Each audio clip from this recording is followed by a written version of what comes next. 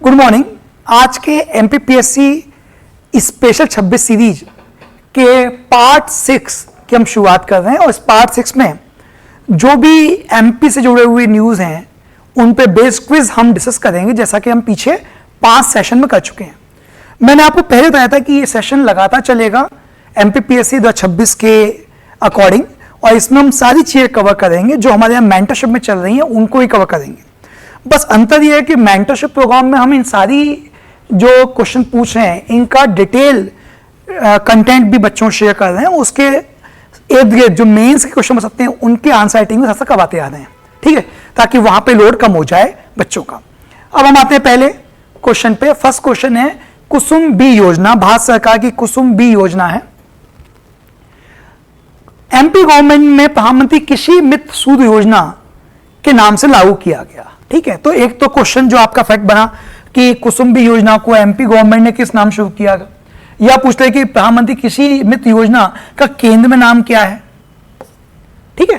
तो एक तो क्वेश्चन यहां से बन गया। दूसरा, एक कब लागू की गई, 24 जनवरी 2022, 24 जनवरी 2023। मैंने डेट वही दे दी है सारी, 24 जनवरी के आसपास, बस ईयर बदल दी ताकि ये कंफर्म करना था मुझे कि ईयर वाइज आपको पता है कि नहीं पता ये कब लाई गई। तो इसका आंसर है 2025 डी, 24 जनवरी 2025, इसी साल, ठीक। तैयार कर लीजिएगा, इंपोर्टेंट है ना। अगला है माता बंबर वैनी प्राचीन मंदिर स्थल कहां स्थित है। यह मैंने इसलिए पूछा कि रिसेंटली सीएम ने इस इलाके को पवित्र स्थल घोषित किया है। तो ये जो मंदिर है ये कहां पे स्थित है, मैंने ये क्वेश्चन पूछा। छतरपुर जिला, सागर जिला, शिवपुरी जिला, ग्वालियर जिला, ठीक। तो इसका आंसर हो गया आपका ए, छतरपुर जिला, ठीक।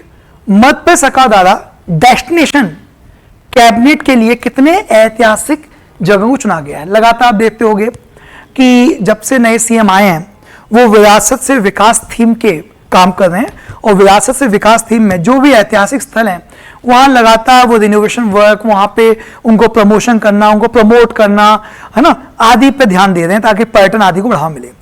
तो जैसे आपने देखा होगा कि इंदौर में रायवाड़ा के अंदर एक कैबिनेट की बैठक हुई थी, ठीक, बहुत जोर शोर से हुई थी, पूरा कवरेज हुआ था मीडिया में। ऐसे और भी जगह हुई है, ठीक।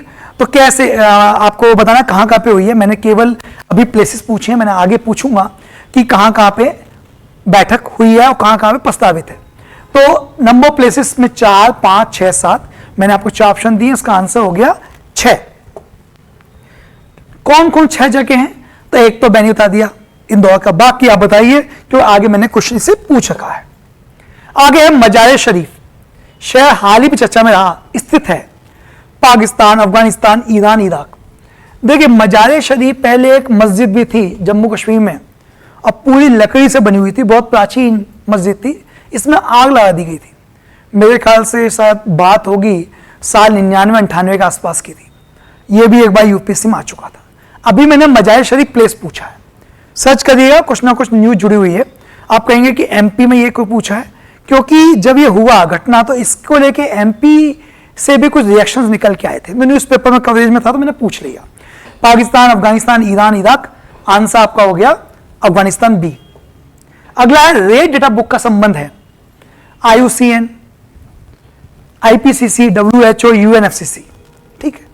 तो रेड डेटा बुक जो है ये इंटरनेशनल यूनियन फॉर कंजर्वेशन निकालती है, और मैंने आपको पहले बताया था कि किसी भी जानवर या प्रजाति के संख्या और उनके मौजूद खतरे को देखकर उसको एक कैटेगरी दी जाती है, जैसे near threaten, extinct, extinct in the wild, ठीक, लीस्ट कंसर्न। ऐसे बहुत सारे इसमें आपके कैटेगरी हैं जो किसी भी संख्या के आधार पे जानवर आदि के उनको दी जाती है, IUCN देती है रेडर लिस्ट में, ठीक। तो आपको पहले बताना है कितनी कैटेगरी है, क्योंकि मैंने आज वही पूछा है, ठीक है ना। और सबसे शुरुआती कैटेगरी कौन सी है और सबसे आखिरी सबसे खतरनाक कैटेगरी कौन सी है, ठीक। क्या इनमें कोई कलर भी रखे गए हैं क्या इन कैटेगराइजेशन को दिखाने के लिए, वो भी आप देख लीजिएगा। परसों मैंने करंट अफेयर्स में ग्रेट इंडियन बस्टर्ड पे इसी से जुड़ा हुआ क्वेश्चन पूछा था, ठीक। और ग्रेट इंडियन बस्टर्ड हमारे राजस्थान, गुजरात इलाकों पाया जाता है और तेजी से संख्या कम होती है इसकी, तो हम देखेंगे उसके बारे में। IUCN बता दिया मैंने आपको। अगला है श्रमोदय आदर्श ITI के निर्माण का प्रस्ताव किस जिले में स्वीकृत किया गया है? नई सरकार श्रम कल्याण पे बहुत ध्यान दे रही है, लेबर वेलफेयर बहुत दे रही है, labour hostel, labour schools, labour बच्चों के लिए श्रमिक आवास, श्रमिक बच्चों के लिए विद्यालय आदि का सरकार कदम उठा रही है। तो मैंने पूछा है कि कहां प्रस्तावित है? नरसिंहपुर, उज्जैन, सागर, बालाघाट। इसका आंसर है नरसिंहपुर। ठीक है ना। तो एक तो हम श्रमिक विश्राम गृह रेस्ट हाउस बना रहे हैं प्रदेश के सभी 17 नगर निगमों में। 100 बेड की कैपेसिटी होगी इन रेस्ट हाउस की। ठीक। इसके अलावा श्रमिक आवासीय विद्यालय, श्रमोदय रेजिडेंशियल स्कूल, ये हम खोल रहे हैं उज्जैन, सागर, सिंगरौली, बालाघाट, शहडोल। ठीक। और जो मैंने पूछा था पीछे वो है आपका नरसिंहपुर। नरसिंहपुर में क्या बन रहा है? ITI, ताकि इन बच्चों को एम्प्लॉयमेंट आदि में आसानी हो पाए, स्किल्ड कौशल विकास उनको दिया जा सके। ठीक, समझिए। तो ये थोड़ा देख लीजिएगा। ITI का मैंने समझा दिया, यहां पे है श्रमिक विश्राम गृह 17 नगर निगम खोले जाएंगे। और तीसरा हो गया श्रमोदय आवासीय विद्यालय। ठीक। एक बहुत इंपॉर्टेंट डेवलपमेंट था वर्ष 2022 में, एक देश के PM थे जो 300 वर्ष बाद भारत आए, स्पेशली गुजरात आए, तो वह चर्चा में था। वियतनाम के थे वो, नेपाल के, श्रीलंका के, ब्रिटेन के। तो ये ब्रिटेन के हैं। कंट्रोवर्सी भी काफी सारी हुई थी उस समय, स्पेशली जो JCB है उसको लेकर कंट्रोवर्सी हुई थी। ठीक, मैंने हिंट दे दी है, तो देख लीजिए, इंपॉर्टेंट है। क्यों पूछा है, चर्चा में आ गया था, तो मैंने इसको वापस से पूछ लिया।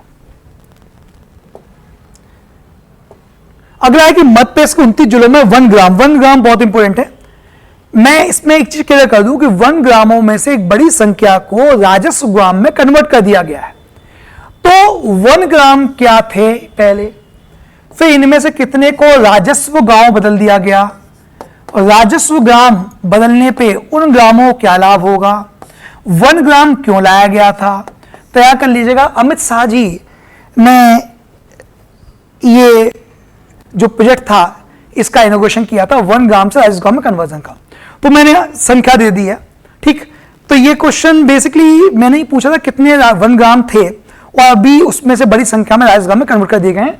तो आप जाएंगे पीछे, तो मैंने यहां पे इसका हिंट दिया है, 925 थे, उसमें से 827 को राजस्व ग्राम में कन्वर्ट कर दिया गया है। आगे मैंने पूछा है राजस्व ग्राम के क्या लाभ होते हैं।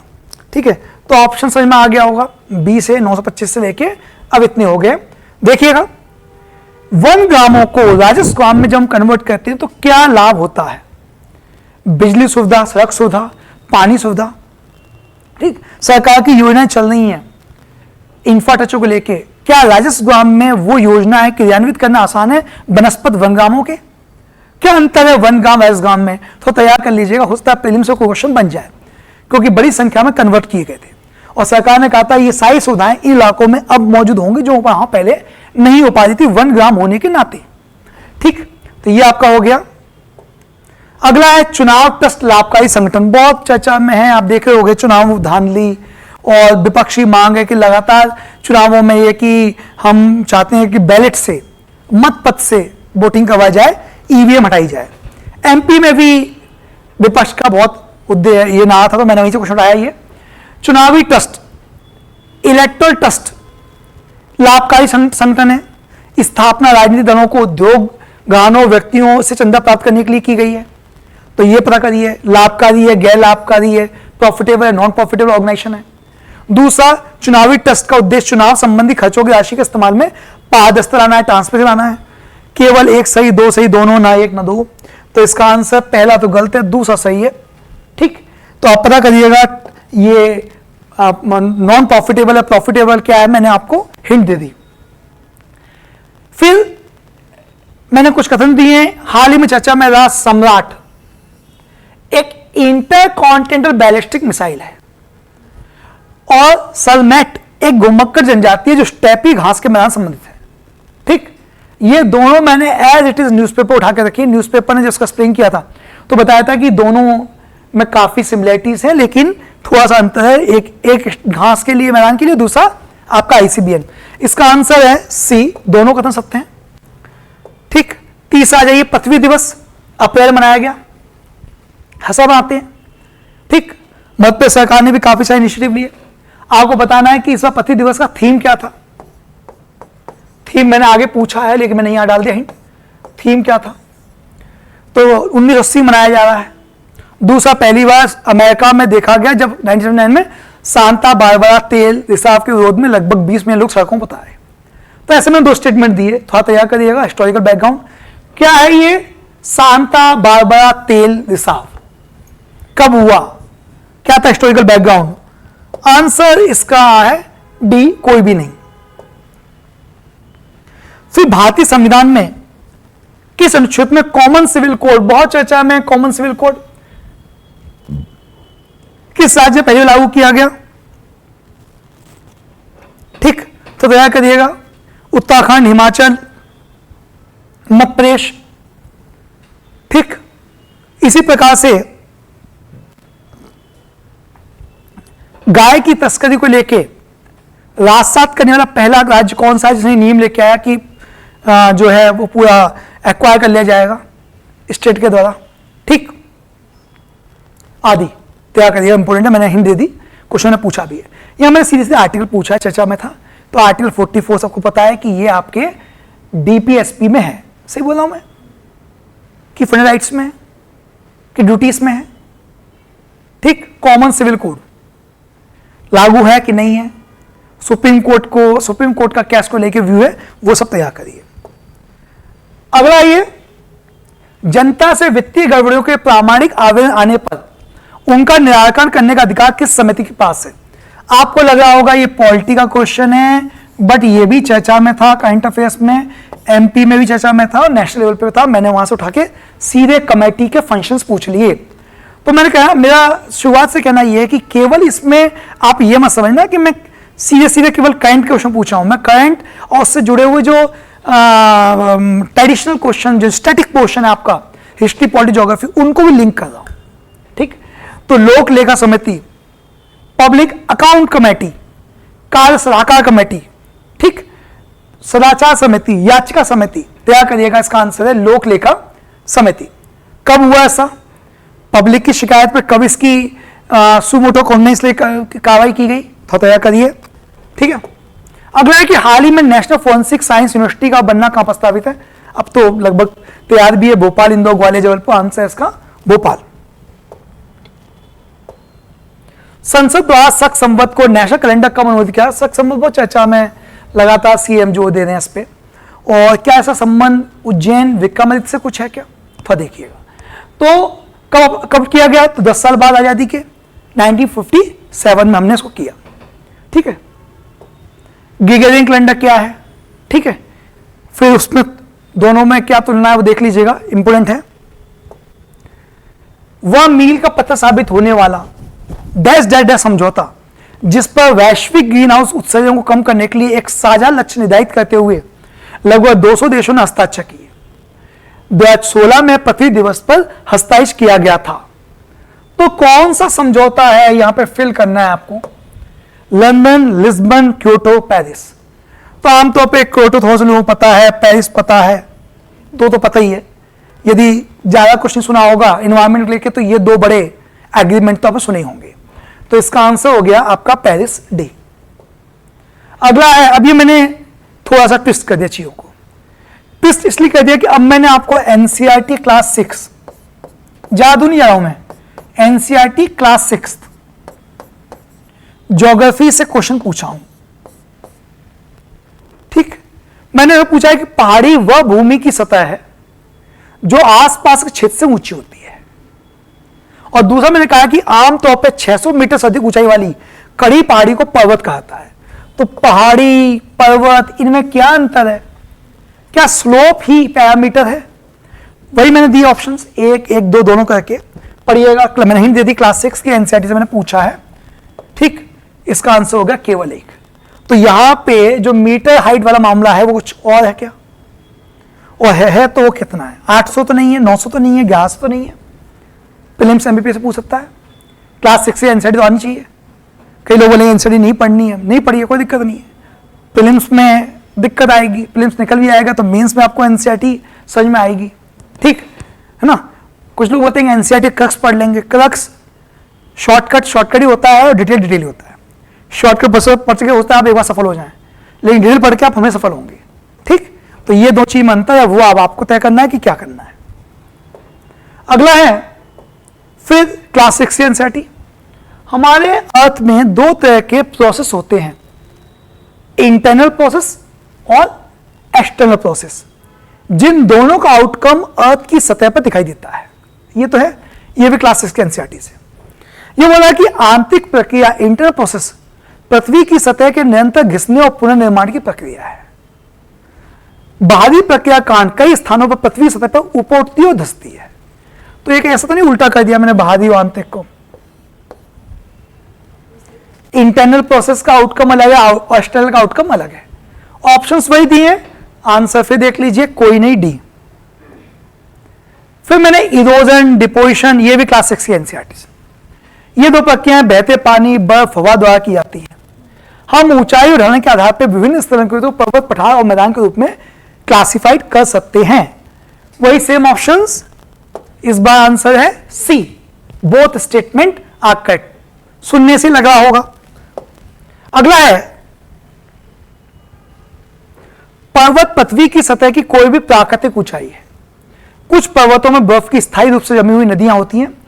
ये जो स्थायी परमानेंट रिवर होती हैं आइस की, इन्हें हम ग्लेशियर हिमनद बोलते हैं, ठीक है ना। बोलते नहीं ग्लेशियर पर्वत है ना। तो ये इसमें भी दोनों स्टेटमेंट आपके करेक्ट हैं। ये सब क्लास 6 की एनसीईआरटी से मैंने पूछा है, थोड़ा चेक करने के लिए कि आपको यदि मैं आउट ऑफ द ब्लू यदि कुछ पूछूं तो आपकी पोजीशन क्या बनेगी, आपकी कंडीशन क्या बनेगी, ठीक है ना। ब्लॉक पर्वत का निर्माण तब होता है जब बड़े क्षेत्र टूट जाते हैं और वर्टिकली रूप से विस्थापित हो जाते हैं, ठीक। कुछ होस्ट ब्लॉक आदि, ग्रेबेन, ब्लॉक पर्वत को ग्रेबेन कहता है और नीचे धसे हुए ब्लॉक को इसको होस्ट कहता है। अब ये देख लीजिएगा कहीं उल्टा तो नहीं होगा कुछ, ठीक। देख लीजिए वर्टिकल या हॉरिजॉन्टल क्या है, केवल एक सही है, दूसरा गलत है। तो इसीलिए मैंने पूछा ये, ठीक। थोड़ा नर्मदा पूछ के देखा, ज्योग्राफी थोड़ा सा ब्लिंक कर दिया करंट से, देखते हैं कि जैसी बेसिक पे आते हैं वहां क्या बनता है। द 5 आइज एक खुफिया गठबंधन है, बहुत चर्चा में था, ठीक। ये बहुत चर्चा में है, स्पेशली पीछे कुछ जो मिशन हुए उसको लेके, जिसमें यूएस, यूके,